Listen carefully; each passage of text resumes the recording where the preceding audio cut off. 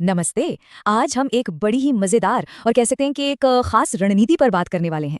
मतलब वो रणनीति जो बताती है कि मुश्किल मल्टीपल चॉइस एग्जाम्स में जहां कोई नेगेटिव मार्किंग नहीं होती, वहां स्मार्ट गेस या कहें एक सोचा समझा तुक्का कैसे लगाया जाए।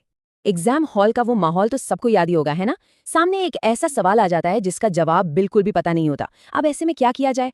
तो आज हम जिस स्ट्रैटेजी की बात कर रहे हैं ना, वो इसी मुश्किल को सुलझाने का एक बड़ा ही अनोखा तरीका बताती है। तो चलिए फिर सीधे पॉइंट पर आते हैं।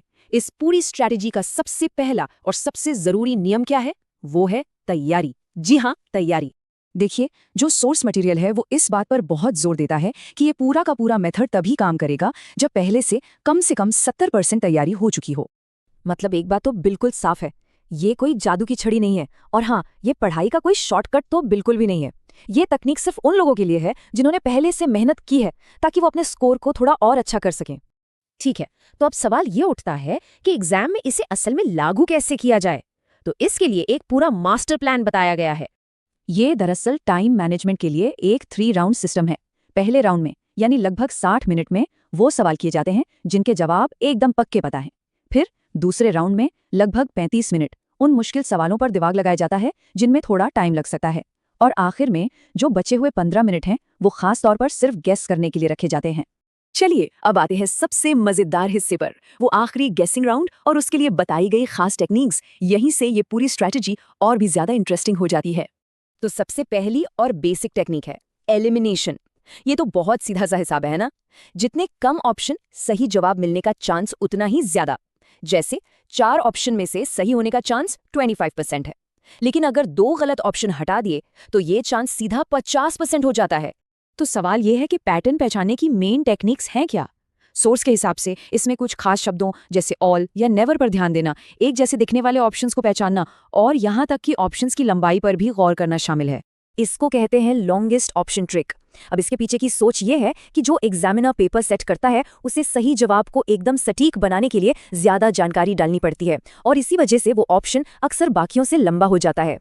और ये है सिमिलर ऑप्शन रूल का एक बढ़िया उदाहरण। सोर्स का तो ये भी दावा है कि जब 2 ऑप्शन लगभग एक जैसे दिखे ना, तो 99% चांस है कि जवाब उन्हीं दोनों में से कोई एक है। माना जाता है कि ऐसा जानबूझकर कंफ्यूज करने के लिए किया जाता है। अच्छा, अब मैथ्स या रीजनिंग जैसे सवालों के लिए क्या करें? तो उसके लिए ये तरीका बताया गया है। सवाल को रफ में सॉल्व करके एक अंदाजन जवाब निकाला जाता है। फिर ऑप्शंस में से जो भी उस जवाब के सबसे करीब होता है, बस उसी को चुन लिया जाता है। अब बात करते हैं उस आखिरी दांव की। मतलब ये उस सिचुएशन के लिए है जब कोई भी ऑप्शन एलिमिनेट नहीं हो पा रहा हो। ये वो हालत है जहां सब कुछ फेल हो जाता है। न कोई एलिमिनेशन काम कर रहा है, न कोई पैटर्न समझ में आ रहा है। तब सोर्स एक बहुत ही कह सकते हैं कि एक अजीब सी टेक्निक बताता है। तो तरीका ये है कि अपनी ओएमआर शीट पर जितने जवाब अब तक मार्क किए हैं उन्हें गिना जाए। इसके पीछे की थ्योरी ये है कि एक अच्छे से बने हुए क्वेश्चन पेपर में सही जवाब यानी ABCD लगभग बराबर बराबर बांटे जाते हैं। तो बस ये देखना होता है कि कौन सा ऑप्शन सबसे कम बार इस्तेमाल हुआ है। तो सबसे जरूरी बात क्या निकल कर आए? इस ऑप्शन काउंटिंग मेथड से एक सीधा सा नियम मिलता है। जितने भी सवाल बचे हैं जिनके जवाब नहीं पता, उन सब के लिए बस उस एक ऑप्शन को चुनना है जो अब तक सबसे कम बार इस्तेमाल हुआ है। तो कुल मिलाकर ये पूरा सिस्टम इन कुछ पॉइंट्स पर टिका है। सबसे पहले 70% तैयारी, फिर 3 राउंड स्ट्रैटेजी, उसके बाद एलिमिनेशन और पैटर्न ट्रिक्स, और आखिर में ऑप्शंस की गिनती। और हाँ, सोर्स इस बात पर बहुत जोर देता है कि असली एग्जाम से पहले इन सभी तरीकों को मॉक टेस्ट पर बार बार प्रैक्टिस करना बहुत जरूरी है।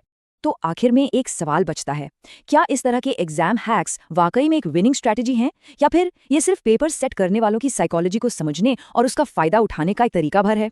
सोचने वाली बात है।